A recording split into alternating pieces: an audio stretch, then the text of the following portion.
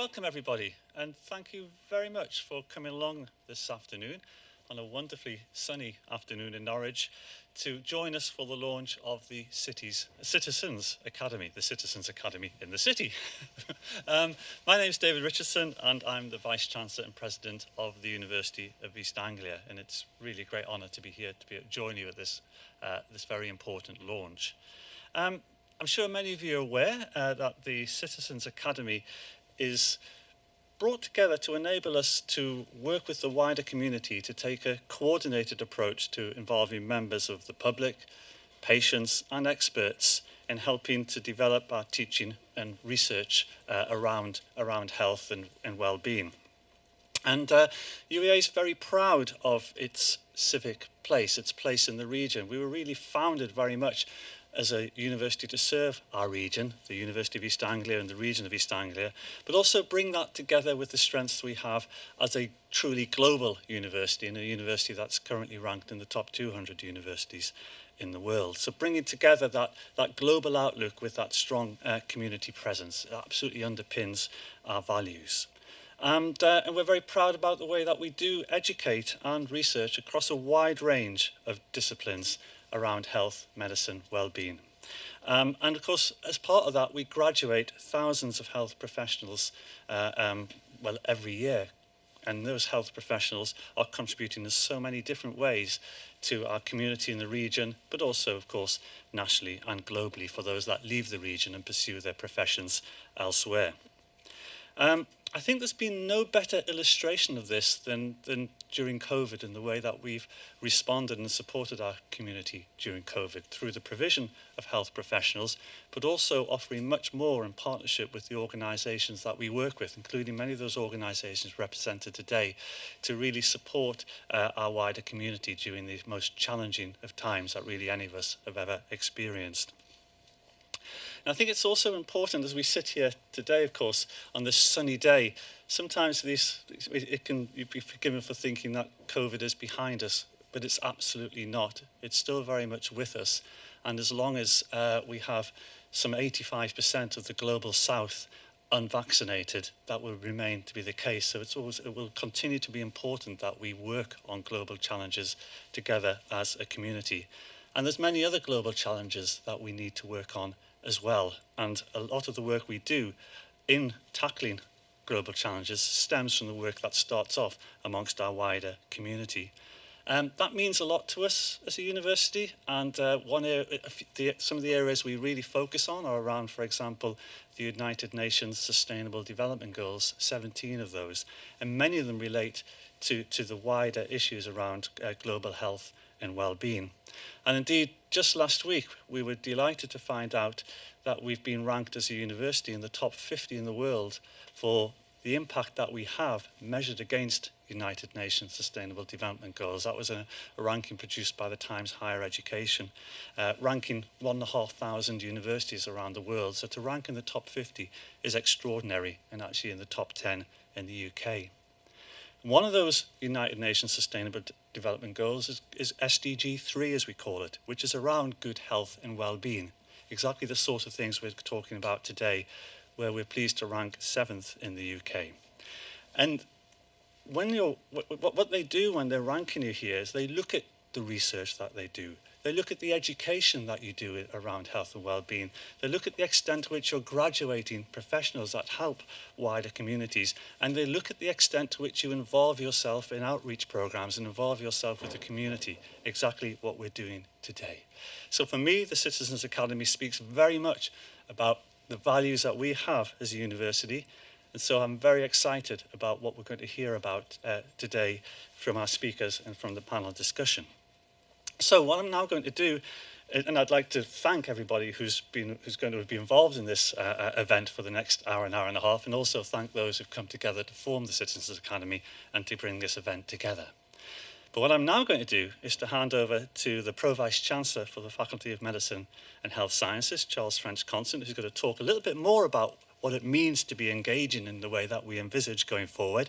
And then he's going to hand over to Caitlin Notley, who's the director of the Citizens Academy. And then Caitlin is going to hand over to Christie Watson, who's then going to say a few words and then share a panel discussion. So it's going to be a really wonderful event, and many thanks again for coming. So, first of all, Charles.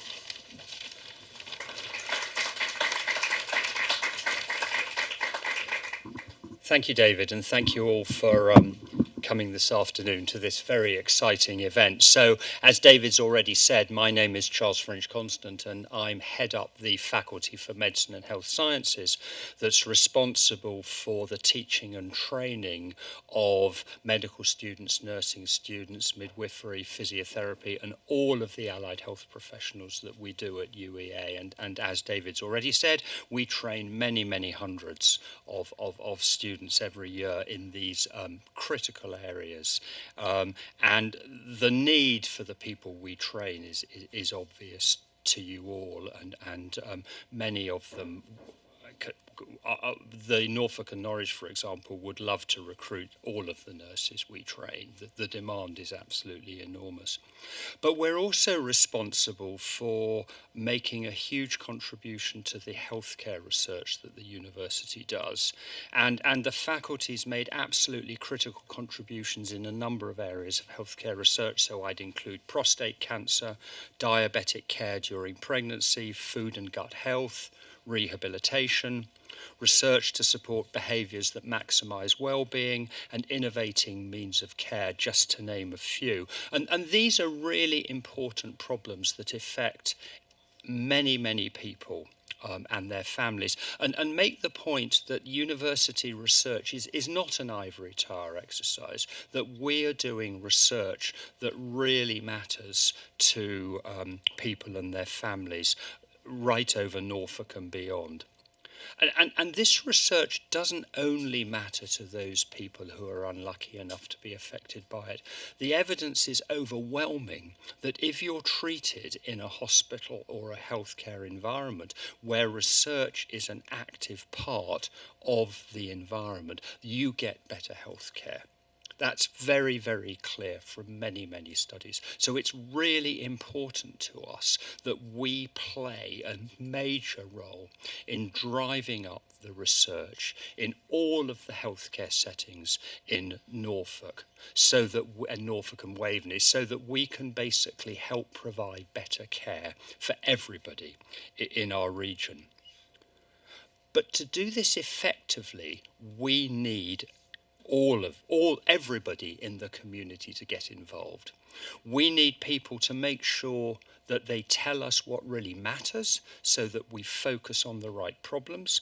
We need people to ask us questions so that we actually think about what we're doing properly. And of course, we need people to participate in the clinical trials that we do.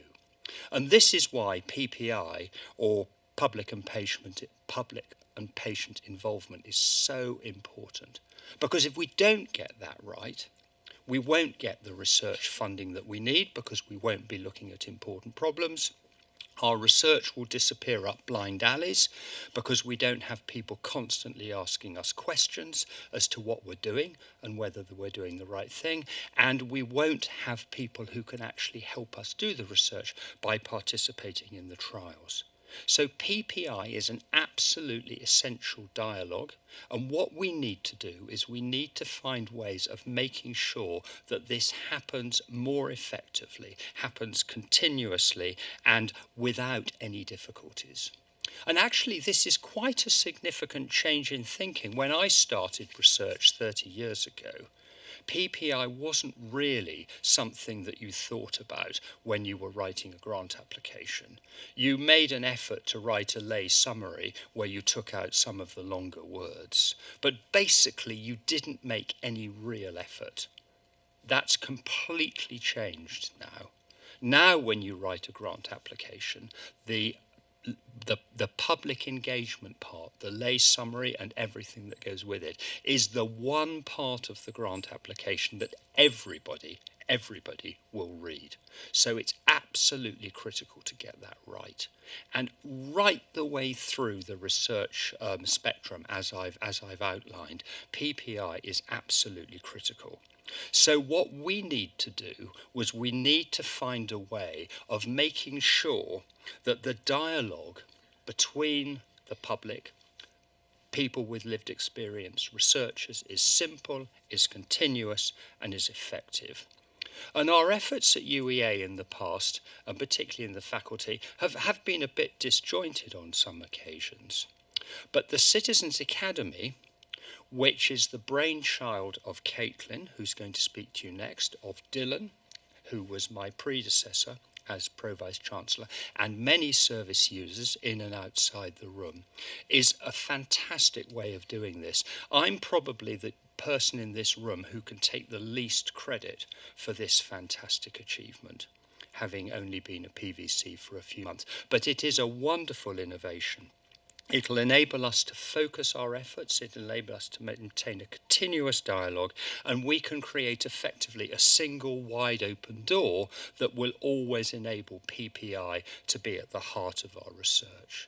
So I think it's a fantastic opportunity for us all, and I'm hugely excited about what it's going to do for our research, for the community, and for the wider region. So with that, I'd like to thank you all for coming again and hand over to Caitlin.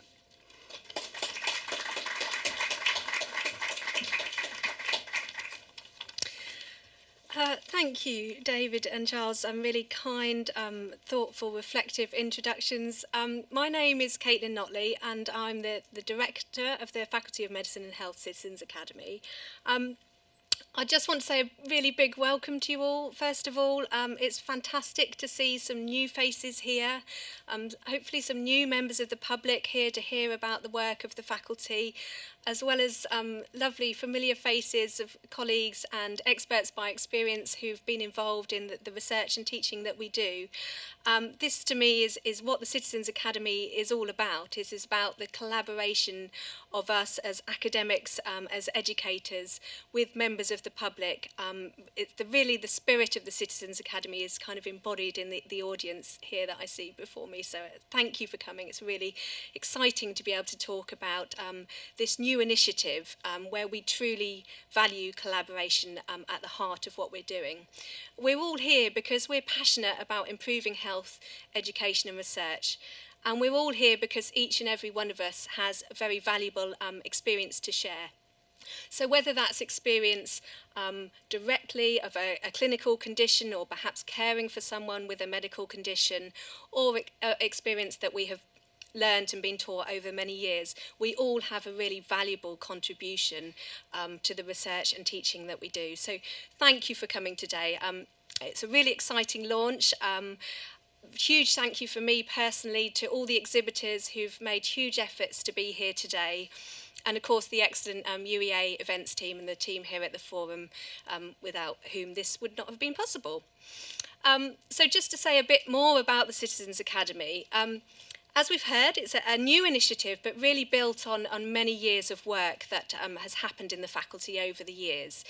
And really it's our attempt to bring together everything we do around patient and public involvement in research and in teaching across the schools of medicine and health sciences.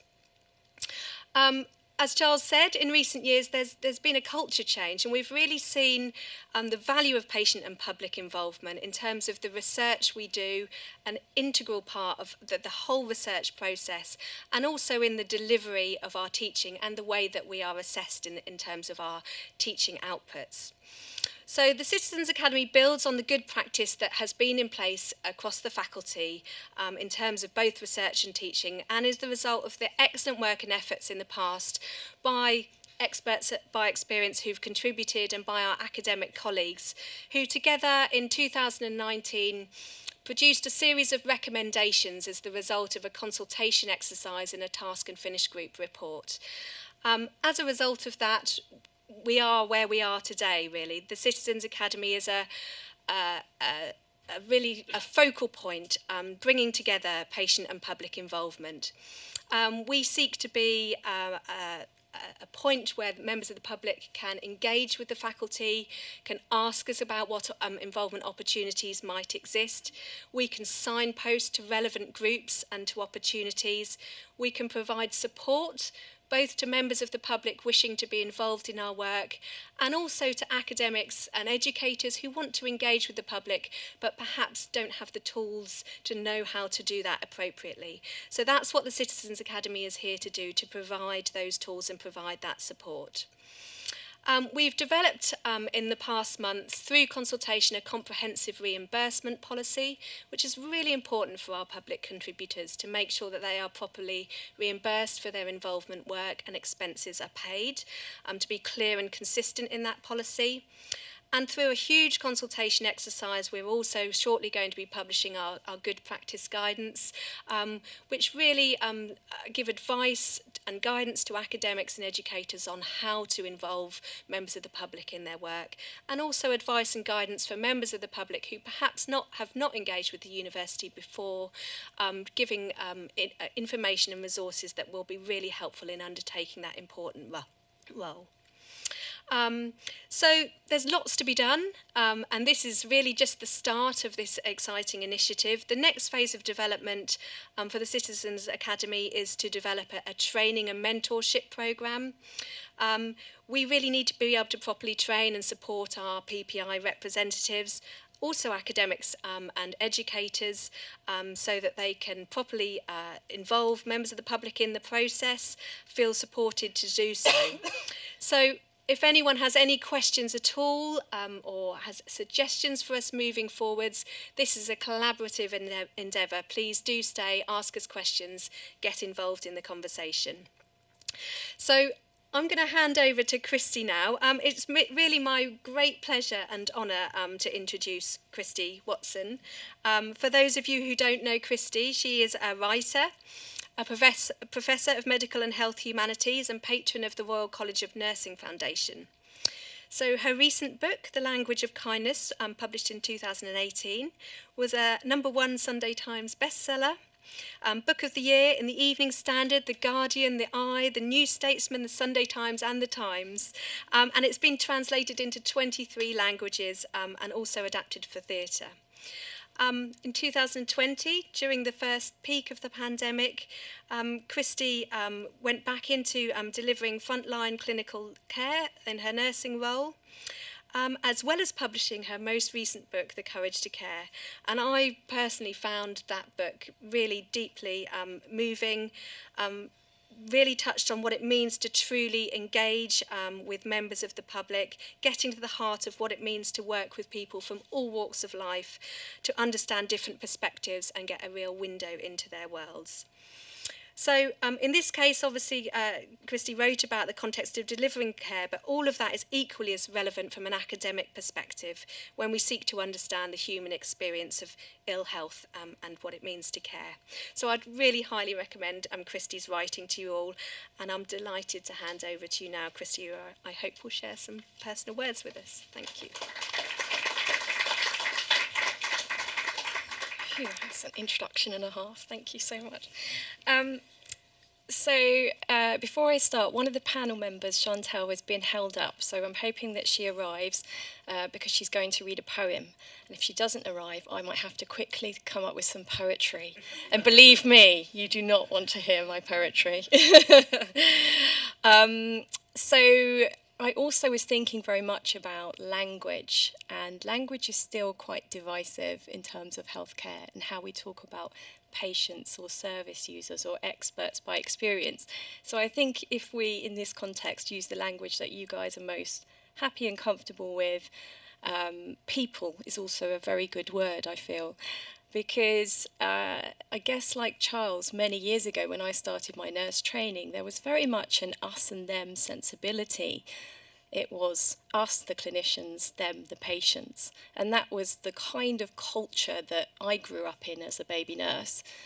And of course, over the years, I began to realise that there is only us and us.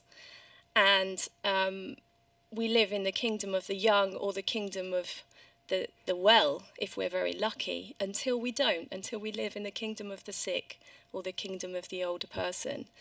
And that will be all of us, everybody, clinicians, non-clinicians, nurses, non-nurses, members of the public, patients.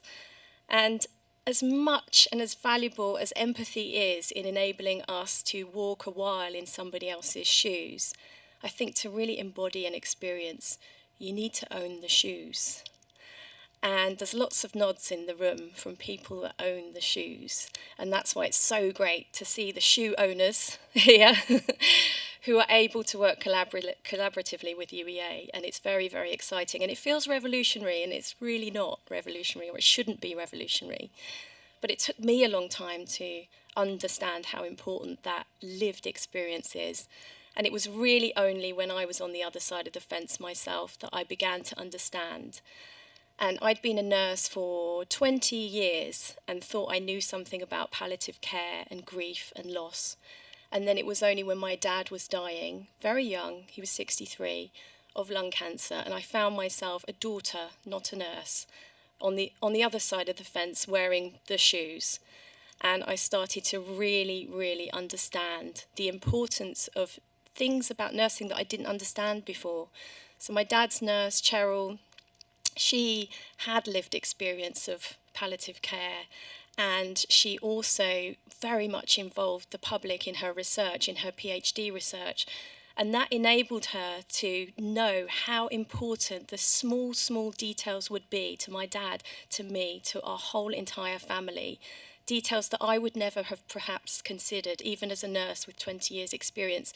She closed the curtains just at the right moment and opened them just at the right moment so that my dad could bear the light, because she understood something about the light. Well, that she didn't learn in a textbook. And she knew my dad's voice, the tone of his voice. She'd built a relationship with him so much that she knew by the tone of his voice when he said, "I've got no pain," that he was lying, and actually he did have pain. And she knew what was important to my dad, and what was important to my dad was not palliative radiotherapy or the chemotherapy or the long discussions about various treatments that were being offered. What was important to my dad was humour. Right until the last day was humour, and keeping his sense of humour. And I remember literally a day before my dad died being outside his room, and I heard the shuffling of sheets and my dad saying, "Jump in, Cheryl." And she said, "You're a cheeky beggar." And they laughed in such a way that it was joyous, even in this very dark, really painful moment. And that was 10 years ago now, and I can still hear that laughter. What a gift that she gave my dad. Dignity, humour, really understanding what was important to him. And she did that because she had an excellent understanding of lived experience and involving patients and the public and service users in her own research and understanding what was going to be important for him. So I am delighted and completely honoured to be here today, and thank you all for coming. And I'm going to move very quickly to the real experts. And I am delighted to introduce two panel members. We did have three, but believe me, we can all talk for England. I hope you don't mind me saying, me included in this. So I think we'll be okay. And there'll be plenty of time for questions at the end. And also a very big thank you for Wendy for signing and doing a great job, because I talk very fast. Apologies. Yeah, so over to Marilee Numhoza and Kevin James. And as I said, we are waiting for Chantel Keane, so if she comes in, then we'll welcome her in.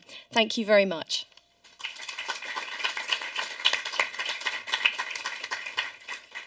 Can you hear me? Testing. Hello? Sorry, I've messed up the system. Yes, I'm back. Okay. So I was wondering if you could both, maybe starting with you, Marilee, if you could tell us a little bit about your involvement with your expert by experience, but just a little introduction to yourself, maybe, and then we'll move on to a discussion. Yeah, thank you. Hi, everyone. So my name is Marilee Numhoza. And I'm originally from Rwanda, but I've been in the UK for over 20 years, and I've been living in Norwich for 8 years now. And I've been involved with the School of Health Science, part of the teaching side of it, since 2016. Started by sharing my own experience or my own journey as a refugee to the UK, but as well as how I accessed the health services and what were the successes and the challenges. So I've been working with them since then. And most recently, I've done a few sessions as well with the School of Medicine. And it's been a great experience. And I'm so excited that the Citizen Academy is coming on board, as I'm very passionate in bringing more expert by experience on board.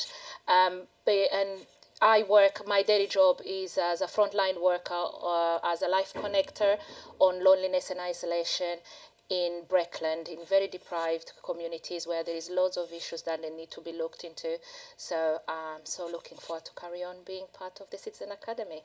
Thank you so much, thank you. And Kevin, might you introduce yourself as well, please? Yeah, hi, so I'm Kevin James. I'm a lived experience practitioner. Quite a rare breed, I guess, professionally speaking. So I'm someone who uses a combination of my lived experience of managing long-term conditions, supporting people to use long-term condition services, alongside my professional learning and development. And I'm embedded within an NHS Foundation Trust and work across health and social care. And my focus is really on how we recruit people into the right posts, staff retention, and also about culture and imbalances of power that can exist between those who commission, provide, deliver services and those of us that use them. Mm-hmm. So that kind of, us and them dynamic and trying to readdress that balance so that we're all seen as equal reciprocal partners when it comes to receiving services, delivering services and designing them, especially in health research and teaching and learning within academia. Yeah, interesting. Thank you so much. I was just thinking as you were talking then, and maybe thinking earlier about the fact that COVID has really broken down that separation between people thinking, oh, I'm a clinician or I'm a service user, because actually there are things that are going to affect every single person. I wonder about your involvement with UEA, Kevin, if you could tell us a bit about your involvement, your work that you might have done specifically with UEA. So about 2010, I got interested in social work. Mm-hmm. So, I've got a history of managing long-term conditions and a comorbid condition of severe mental illness and physical health problems. Mm-hmm. And I was really interested in why students wanted to become social workers. And being involved in the recruitment of those students, but also in the teaching and learning. So going along, share my lived experience of what it's like to be a recipient and receive support from social workers. And then I got really involved and interested in why social workers wanted to become approved mental health professionals. So people that potentially can detain you under the Mental Health Act. Mm-hmm. And started to think about, would I want this person walking up my driveway potentially at 3 o'clock in the morning to come and have a conversation about, my liberty and my mental health. Yeah. And then moved across into health sciences and the School of Medicine. And really my focus was on, in respect of teaching and learning, mental health, substance misuse. But also, as unique, diverse individuals, how we, how you can't separate out a person's mental health from their physical health, and that we shouldn't be siloed in our thinking and working, and that we should be, take an approach, a holistic approach to people and treat the person as the individual as you see them in front of you. Yeah, I totally agree. I find it quite astonishing that we still train nurses, for example, in either adult nursing or mental health nursing, and you'll have potentially an A&E nurse who doesn't have mental health training, as if your mental and physical health can be split into two things. And that, for me, feels completely redundant. I don't know if you've got thoughts about that. And many people who are in a mental health crisis will go to A&E as a place of safety. So, that's why we need to make sure that we've got palliative esteem, but also that those people who are responding and to people in a crisis are trained to do so. And thankfully we've got psychiatric liaison services now embedded within A&E services that can help with that, but absolutely. Yeah.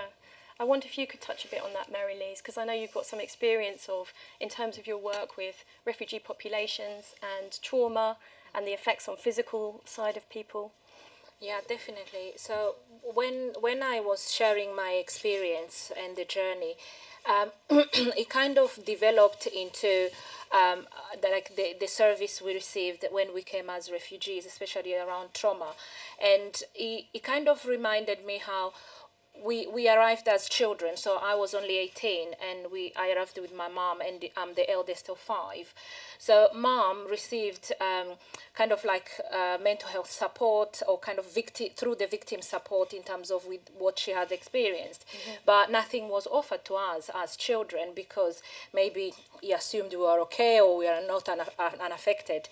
Then 15 years later, we came as children, like we are adults now. So all our war experience, trauma of the journey of being refugees just kicked in, and I suffered severe depression, anxiety. My youngest sister now, she's off work with severe PTSD, bipolar, you name it, everything. And this is 15 years later. And it kind of raised this concern about actually what Kevin talked about holistic support, that if at the time when mom was receiving trauma support or counseling, if they would have touched on to us as well, we would have received the support. We wouldn't have suffered 15 years later.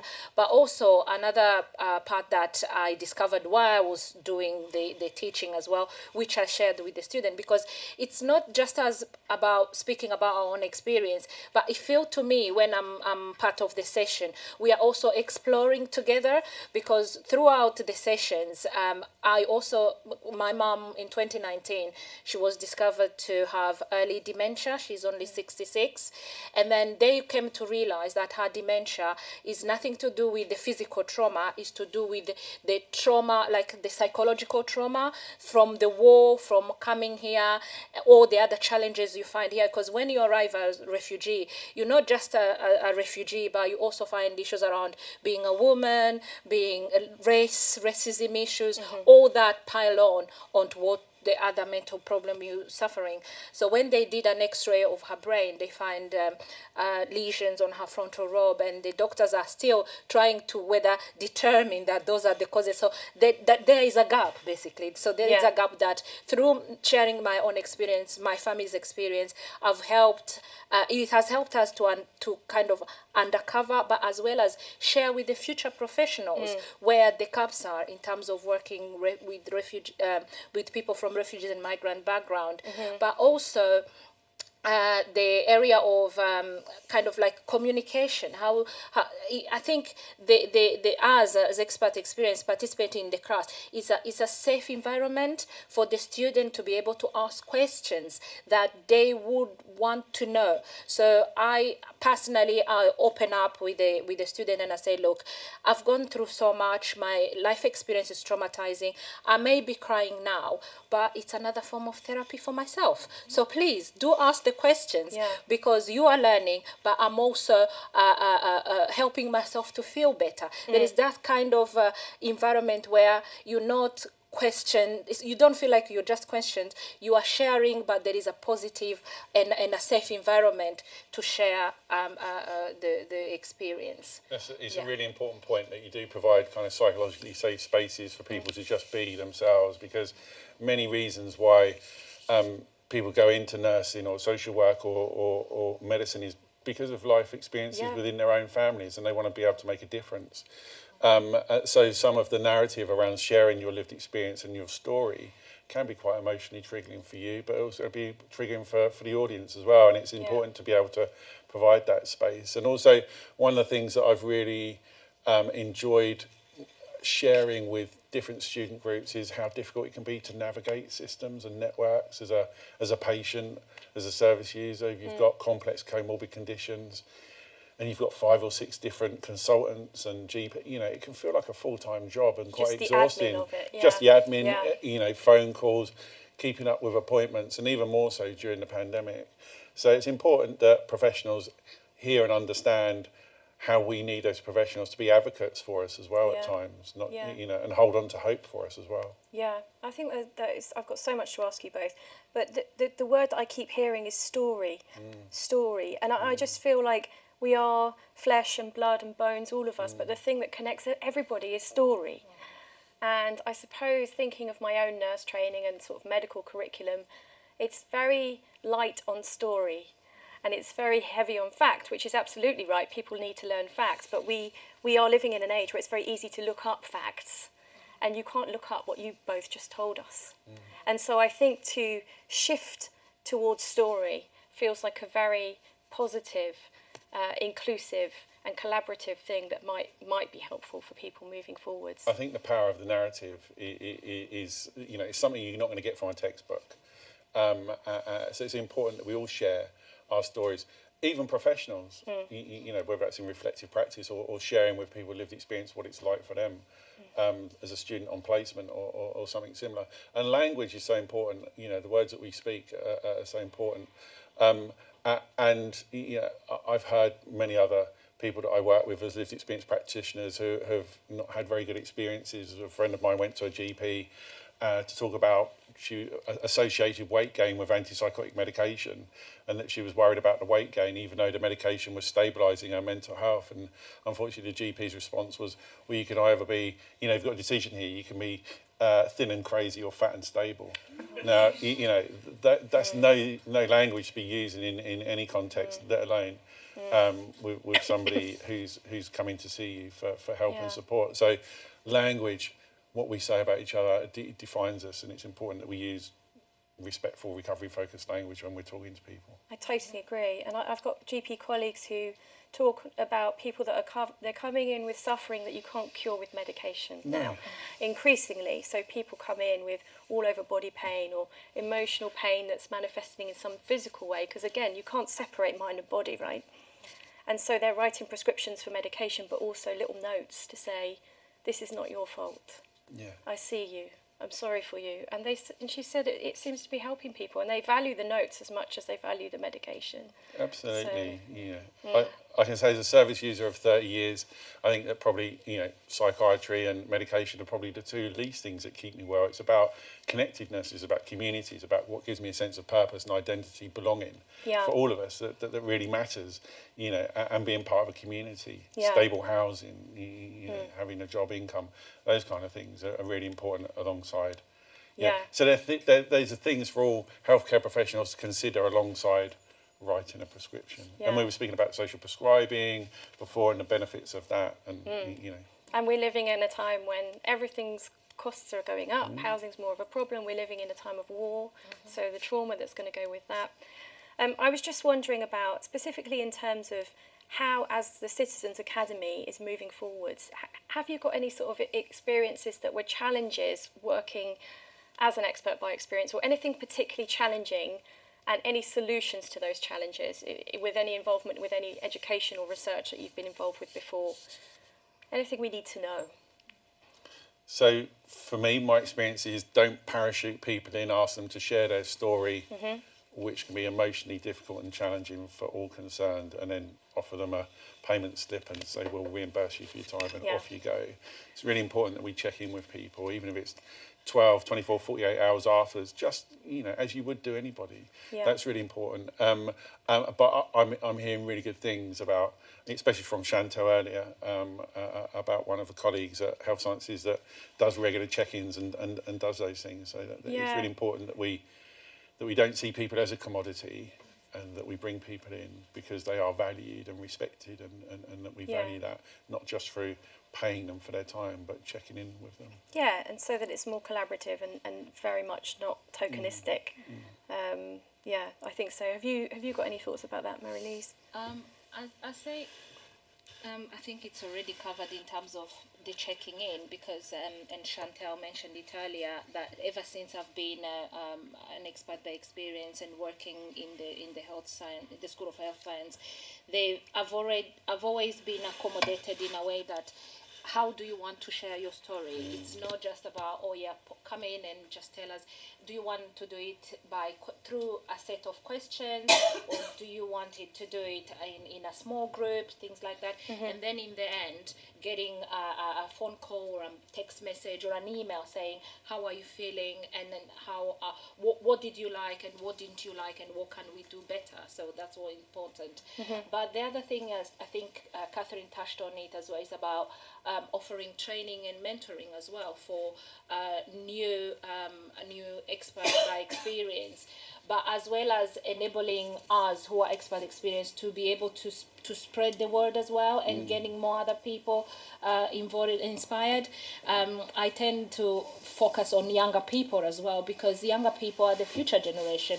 How do we plan to engage younger people as expert by experience? And there is so much that is involved, and I hope the Citizen Academy will pick up that piece of work, because I'm thinking we're all doing this, but we're not here forever, you know, and it would be such a shame to have done all this work, but we haven't really paved the way to pass it on to the future generation, to younger people who are growing. So that could be another thing to explore on.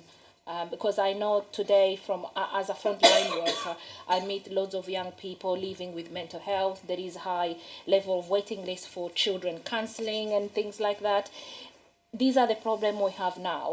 And if we don't reach out to the young people who are going through those problems, to work with them to find solutions of those problems, then what's the future we're looking at?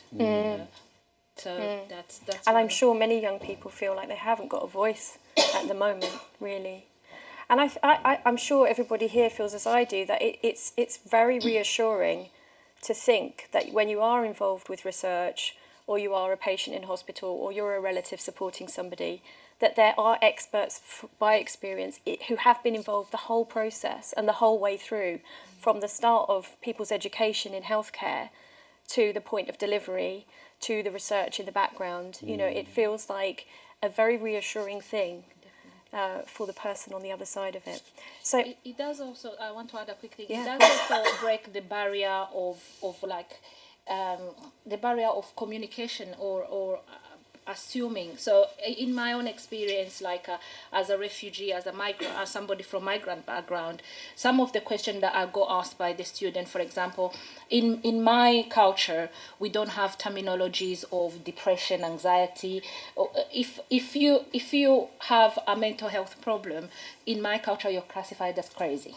So I feel like having shared that experience with the student, it has kind of broken that barrier of understanding people from migrant and refugee community. And I feel like the students are more comfortable and stronger to find ways to tease out what are you feeling, and how like when they are supporting and working with somebody from migrant or refugee community, not to be scared and worried about what language am I going to use, you know, because I've had loads of questions in that secure environment of the student kind of feeling like, how would I pronounce this, how would I say it? And I'll say, actually it doesn't exist, so you need to find another way to just pick out whether the person has PTSD or trauma, but as well as bearing in mind that it's also a taboo. So in my own experience, when I suffered depression and anxiety, I was on antidepressant, and then I went to, and I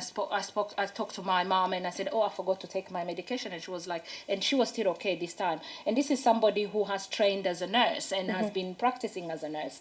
And I said to her, I said, oh yeah, Mom, I've been struggling, and the doctor has put me on antidepressant. And then her tone just lowered again. She's like, don't tell anybody that you're taking antidepressant. I said, why? She said, but it's not something we share. It's something personal. So you can see that she's a health professional, she's trained here, but the cultural barriers and the are broken. And I said, no, Mom, there is nothing wrong in suffering from depression and anxiety. I acknowledge that I'm suffering from depression and anxiety, and I'll get better data, by acknowledging this, and me sharing my personal experience with the student, that I hope has given them an opening in terms of how they will communicate with their patients once they're out there and they become professional themselves. Yeah, I think that's very important, and language again is such an important thing. I know that the word sorry has different meaning in different cultures, so if you trip up and you say sorry here, it means you've tripped someone up. You know, it's a word of guilt. But in Nigeria, if you say sorry, it means I'm with you. I'm with you. So if you hear someone say sorry in hospital, it doesn't mean they've done something. It means I'm with you. And isn't that beautiful? And I'm with you. And I'm also with you guys because you're going to come and join the questions, please. Is that okay? So we're going to have some questions. I'm very aware of the time. It's my one task today is to stick to time. So I'm determined. I've got a Fitbit here. It's not mine. And Caitlin and Charles have kindly agreed to join us for some questions. And I think there is going to be a roving microphone. And then I believe that David is going to read a poem at the end.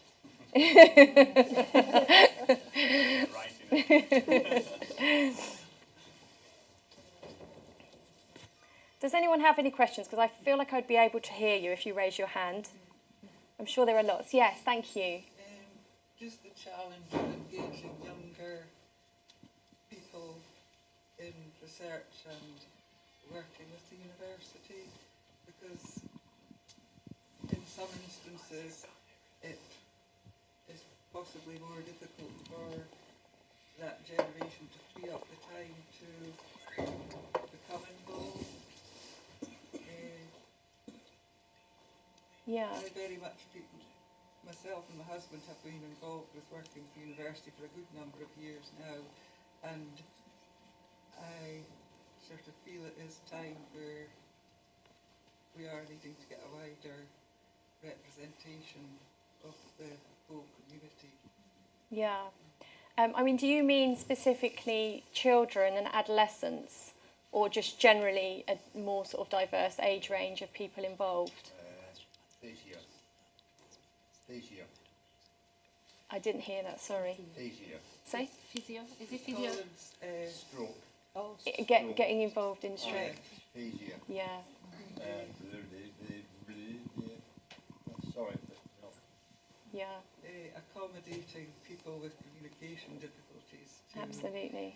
Participate in research. We've been involved with a project Ascent, which is being run at the university, of how to communicate with those with various communication difficulties to whatever condition, to make sure that they get the opportunity to participate in research as well as people that aren't affected by such disability. It's aphasia, aphasia. And I think in terms of inclusivity, I'm sure Caitlin's got much to say about the Citizens Academy, because I think that communication and inclusivity are probably at the very heart of exactly your mission aims, I would imagine. Yeah, exactly that. Is one of our core values is to work on inclusivity and diversity, and I absolutely take your point, and I agree that engaging with young people is not eady. Young people perhaps don't naturally put themselves forward as wanting to be involved in the work of the university, but I think it's our work as the Citizens Academy to make sure that we can reach those groups and to find ways of engaging with them that are meaningful to them, to those populations themselves. And I think there's all sorts of different ways in that people can get involved. You know, we can have members of the public involved in steering committees for research studies or in defining research questions, or we can have young people coming and taking part in a panel discussion, you know, around what it means to access primary care services as a young person. There's lots of different ways that we can involve people, and I think it's offering those different involvement opportunities and finding involvement opportunities that are attractive to those populations that we have historically found it more difficult to engage with. I'm sort of thinking that as we're developing, because of COVID, and an awful lot of things are online and Zoom, etc. now, which some people are missing the face-to-face communication, myself included. I think you begin to feel a bit isolated and detached from everything. Whereas for other people, it's giving them the opportunity to participate because they can't physically get to places or they're cut off in the more rural communities. So I'm presuming you'll be going forward on a sort of multifunctional basis, probably. I do hope we get back to a bit more face-to-face. I think what you identify is that there needs to be a range of different ways, you know, through innovative, creative ways of trying to engage people. And I don't subscribe to the narrative that people are hard to reach. I just don't think we know where people are. I just don't think we engage enough in reaching out to them and involving them in a way that they would like to be involved. So if you take carers, for example, we'll say, we're busy caring, so come and see us where we meet and talk to us about research ideas and involve engagement. Don't ask us to come to you because we've got caring responsibilities. So I think it's not trying to fit a square peg in a round hole and a one-size-fits-all approach to research and teaching and learning. And I think that's hopefully one of the positives that might have come out of a terrible pandemic is that kind of can of technology being kicked down the road around, you know, how can we use technology to help us in research and teaching and learning. We've kind of overcome that, hopefully, I think, maybe. I don't know. Thank you so much. Has anybody else got a question? We've got a microphone at the back. Thank you. Thank you for a great event and a really interesting panel discussion. I know you mentioned a few benefits of patients and the public being involved in teaching and research, but you also mentioned some potential kind of ways that it might be done in not the best way and sort of potential sort of harms or distress that might be caused. I've been really interested in the difference between the way that research governance is done and governance for PPI is done. So in research, there's lots of kind of checks and balances and kind of hoops we need to jump through and bureaucracy, I guess, about making sure that people are protected taking part in research. There doesn't really seem to be much of that for PPI. I was wondering whether you think, do we need more of that? Do we need more kind of checks and balances and systems to make sure it's done in the right way? Or actually, maybe do you think it's good that actually it's a bit freer and people are given autonomy in how they'd like to be involved? We have Kevin and Marilee both to answer. So we need to be providing safe spaces for people where, you know, people need to be emotionally intelligent. We need to be psychologically safe and trauma informed in how we go about our practice. And if I you know, and I think about my experiences around teaching and learning and sharing my lived experience, it's quite difficult, especially around adverse childhood experiences and trauma and survivor related stuff. So one of the ways that I've addressed that in the past was I worked with a forensic psychologist from a mental health trust, and we created a course called Telling Your Story, which gave people the tools to understand the narrative that they were sharing in a way that they wanted to share it. So it empowered people, but it also protected people, because people can get voyeuristic. I've been in front of, you know, students, and they're asked very kind of, you know, questions that aren't really on topic, and it's kind of like, you know, we don't need to be talking about it. So I guess it's how we provide a safe space for people to do all of that. But I think, you know, it's about how we enable, empower and support people to be fully included as equal participants. And I think we shouldn't be just throwing people cold into that without the training, the mentoring, the development, because it's about how we demonstrate that people are valuable and how we invest in those people, and don't treat them like a commodity. And it's important that there are strong governance structures around that to support people. Marilee, what's your experience? I was going to say people to also be given resources and not expect people to kind of tap into their own resources. So when I'm saying this is like, for example, I've been thinking about linking my day job as a life connector with people who are affected by loneliness and isolation, and help and working as PPI, because there are people who are homebound, for example, because of many reasons. And then how do we engage them? How do we bring them to the world? How do we reach out to them to support? So if somebody signed up to be part of a particular research or do an interview as a people or anything, that would be great. However, there is an assumption of saying, for example, they don't have access to internet or they don't have a laptop. But there is an assumption of saying, yeah, we'll sign you up, but you're going to find your own laptop and be able to reach and carry on the service. That's put people off. So if people are signing up and coming forward to be part of a research or a particular teaching, to be also to be given resources that enable them to fully participate. Thank you so much, and thank you for the questions. It is actually time, and I believe there is food. So I wonder if we might have a couple of just closing thoughts from each person, maybe just a sentence, and hear from Charles and Caitlin. And just to say thank you so much, particularly to Kevin and Marilee, and thank you to everybody here. And we will be loitering outside, eating and chatting. So please do come and find us so we can carry on the conversation outside. Thank you so much, everybody. And over to you, Charles. Thank you. I just wanted to pick up on that last question, which I found that absolutely fascinating. So when I was training as a medical student, we effectively had no training whatsoever in terms of talking with people with lived experience, except obviously for the people who were sick. And you know, that is a huge gap. But it's very challenging. I mean, healthcare students are like anyone else. They can be socially quite inept. And it is very important, I think you're absolutely right, it's very important that we put rules in place and we explain to people how to deal with these situations so that people aren't left feeling hurt and bruised by their participation, and I think it's absolutely key. And one of the things that I hope the Citizens Academy will enable us to do at UEA is embed this much better in our healthcare programmes. You kind of put us on the spot with that one-liner to finish with, Christie. I guess I just wanted to add to that because I think that's a really important point. And as a researcher, you know, involved in some of the bureaucratic processes of approvals and ethics applications, I certainly wouldn't want to make the process of co-production and patient and public involvement any more bureaucratic than it needs to be.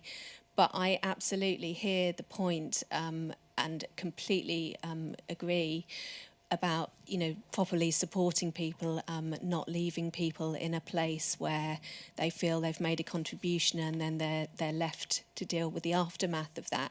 So that's, you know, that's what we need. That's what we're here for as the Citizens Academy, to put those checks and balances in place, to provide best practice guidance to help and support research teams and educators to be involved in that co-production work, but to approach it in a mindful way and to understand, you know, the preamble, the training and the support that needs to go in to allow that to happen, but also the mentorship, the checking in and the closing the loop after the educational experience or the research involvement has happened.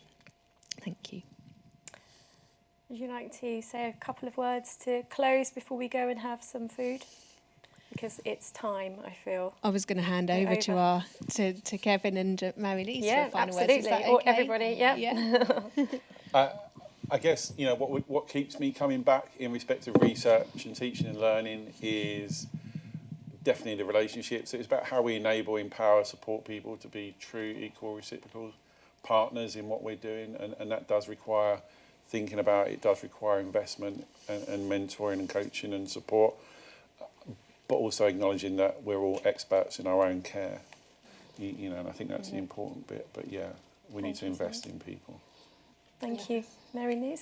Yeah, I wanted to, I'm going to use the term, the Chantel. It's sad that she hasn't been able to be with us, but earlier conversation, she said something that really touched me, which summarized what what we are basically, or what we need on the ground. It's like we don't need heroes, we need humans. And that sums up the work of the Citizen Academy, to me really, that is going to enable the future professionals to be more human and to in delivering the services, rather than just being stuck by the book. Yes, there is the book, but there is also you. And this is the term that I used all the time when I speak to the student. Don't worry about asking the questions. Just be you. You are a professional, you've got things to, but there is the side of you as a human being, talking to another human being, and that's what we hope to be seeing in the future. And I think, sorry. And also what Chantal would have said if she was here was that it needs to lead to effective change.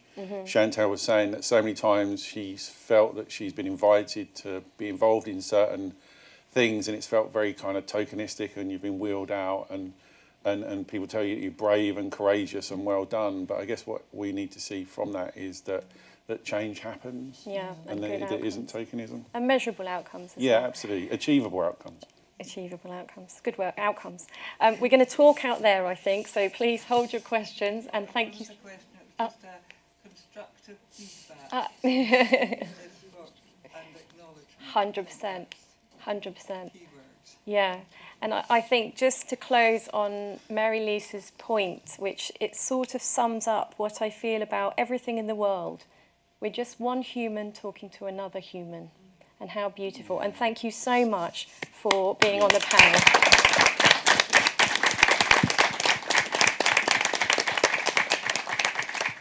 And I'm only 7 minutes over. Well done. So Outstanding. thank you very much, and I hope you'll join us for continued discussion.